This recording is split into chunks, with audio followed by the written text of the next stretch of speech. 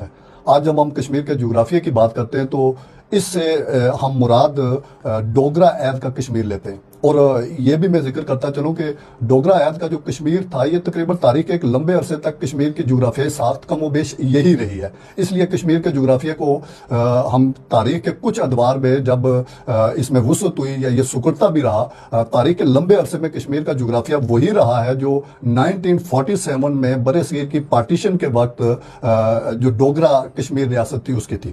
اب کشمیر بنیادی طور پر اسٹریٹجیکلی بہت اہمیت کا عمل خطہ ہے۔ اس کے ہم دیکھتے ہیں کہ مشرق میں تبت ہے، مغرب میں پاکستان کا صوبہ KPK اور افغانستان ہے، اس کے شمال میں چین، اور پھر واہ خان کی پٹی کے اس پار جو ہے وہ ترکستان ہے، اور اسی طرح جو ہے وہ جنوب میں پاکستان اور ہندوستان ہے۔ اب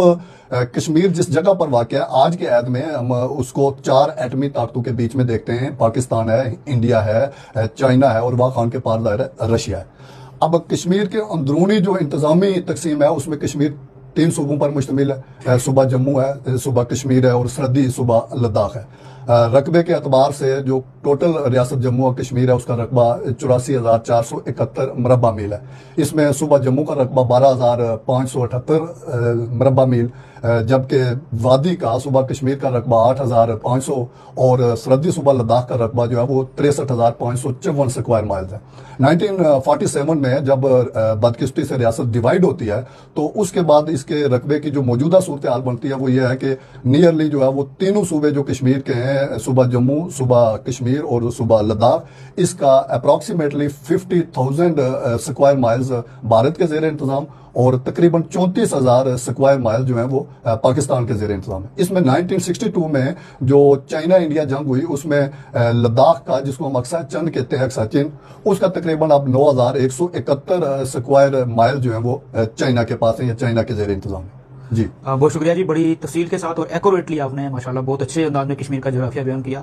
ہم نے پروگرام کے شروع میں بات کی تھی کہ مسئلہ کشمیر نے پوری دنیا کے امن کو اس کو لپیٹا ہوا ہے، اس کو اپنے حصار میں لیا، اور پروفیسر صاحب نے جو گفتگو کی ہے کہ 4 ایٹمی پاوریں کشمیر کے سراؤنڈنگ میں موجود ہیں، تو کسی بھی وقت اللہ نہ کرے کوئی ایسی بات ہو، کوئی چنگاری لگے جو پوری دنیا کے امن کو لپیٹ میں لے سکتی ہے۔ میرا پروفیسر صاحب اسی سے جڑا اگلا سوال ہے کہ کشمیر کی موجودہ آبادی کتنی ہے اور مختلف قومیتوں کے حساب سے آبادی کا کیا تناسب ہے، اور کون کون سے مذاہب کشمیر میں موجود ہیں؟ بہت شکریہ